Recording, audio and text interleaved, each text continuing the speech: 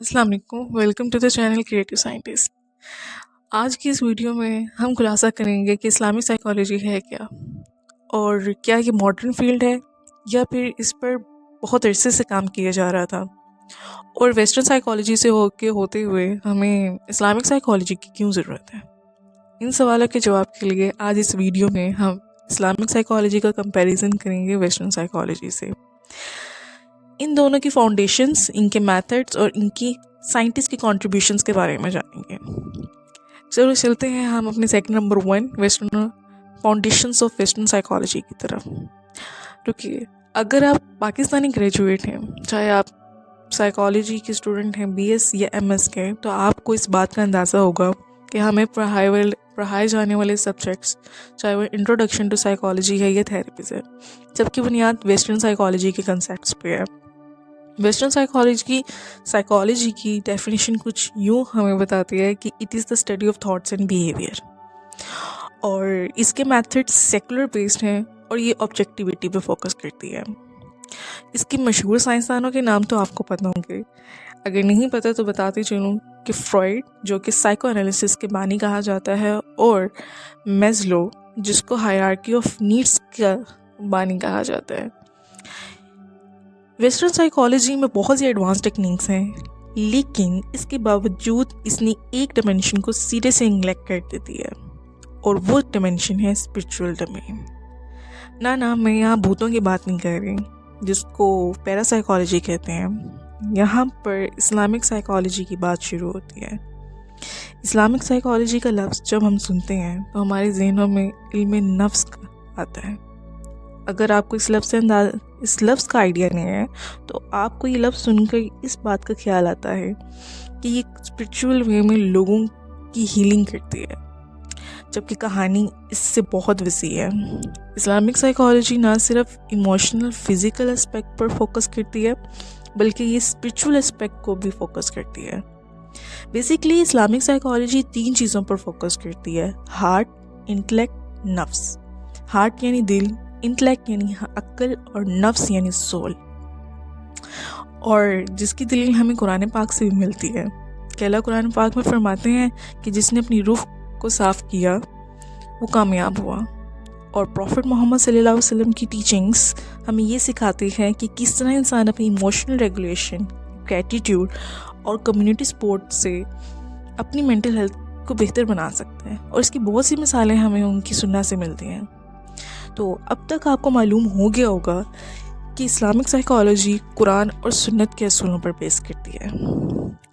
چلتے ہیں segment number 3 کی طرف۔ تو ان دونوں کے درمیان پھر میجر ڈیفرنسز کیا ہیں؟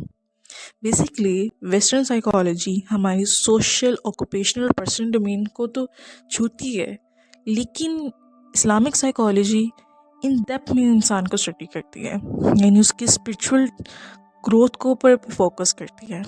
سیکنڈ، ویسٹرن سائیکالوجی انسان کو بائیولوجیکل اور سوشل وے میں دیکھتے ہیں، جبکہ اسلامک سائیکالوجی اس بات پر فوکس کرتی ہے کہ انسان صرف بائیولوجیکل پروڈکٹس نہیں ہیں، بلکہ ان کے جسم کے ساتھ ان کی روح کا بھی وجود ہے۔ Third, ethics. اگر آپ سائیکالوجی کی اسٹوڈنٹ ہیں تو آپ نے ایتھکس ان سائیکالوجی کا سبجیکٹ تو پڑھا ہوگا، جس کی بنیاد ویسٹرن سائیکالوجی سوشل نارمز اور پروفیشنل کوڈ کو دیکھتے ہوئے رکھتی ہے، جبکہ اسلامک سائیکالوجی میں پروفیشنل کوڈ کے ساتھ ساتھ قرآن اور سنت کے اصولوں پر ایتھکس کو بنایا گیا ہے۔ اب چلتے ہیں سیگمنٹ نمبر 4 کی طرف، which are the contributions of Muslim scientists۔ Western psychology میں ہم نے ہسٹری آف سائیکالوجی میں تو پڑھا تھا کہ فرائڈ، میسلو، ولیم جیمز، جن کو father of psychology, American psychology کہا جاتا ہے۔ لیکن رکیے، ہم نے کبھی اس فیلڈ میں کہیں بھی مسلم سائنٹسٹ کی کنٹریبیوشن نہیں پڑھی۔ نہیں، میں فلاسفی کی بات نہیں کر رہی، میں سائیکالوجی کی بات کر رہی ہوں۔ یہاں پر جب ہم مسلم سائنٹسٹ کی کنٹریبیوشن پڑھتے ہیں تو ہمارے ذہنوں میں الرازی کا نام آئے گا۔ الرازی کو basically father of Islamic psychiatry کہا جاتا ہے، جو کہ اپنے دور میں مینٹل النس کی ٹریٹمنٹ کے لیے کام کیا تھا۔ اور اسی فیلڈ میں اگر آئیں تو ہماری نظروں سے جو نام گزرتا ہے وہ ہے ابو زید البلخی کا، جو کہ اس اپنے دور کے مشہور سائنسدان تھے۔ اور انہوں نے ایک بک لکھی جس کا نام تھا sustenance of soul and body. ان کا جو بک کا پارٹ سسٹیننس آف سول تھا وہ پیورلی مینٹل اور ایموشنل ڈس آرڈرز کے بارے میں تھا. اور اس کے ساتھ ساتھ آپ حیران ہوں گے جان کے کہ ان کو آج کی کہلائی جانے والی کوگنیٹیو بیہیویئر تھیراپی یعنی CBT کا بھی پائنیئر کہا جا چکا ہے. اب اگر آپ یہ سوچیں کہ اس لسٹ میں پاکستانی سائنٹسٹ یا سائیکالوجسٹ کا نام نہیں ہے تو میں آپ کو بتاتی چلوں کہ پاکستان کی ڈاکٹر سیدہ سعدیہ غزنوی کی لکھی جانے والی کتاب نبی کریم صلی اللہ علیہ وسلم بطور ماہر نفسیات کو صدارتی پریزیڈنٹ ایوارڈ بھی ملا جا چکا ہے، جو کہ سائیکالوجی کنسیپٹس کو سنت اور قرآن کی روشنی میں ایکسپلین کرتی ہے. اب ہم چلتے ہیں اپنے سیگمنٹ نمبر 5 کی طرف، جس میں یہ ہے کہ پھر کیا تھیراپیوٹک یا تھیراپیز یا اسلامک سائیکالوجی اور تھیراپیز کا کوئی پریکٹیکل امپلیکیشن ہے آج کے دور میں؟ جواب ہے جی ہاں.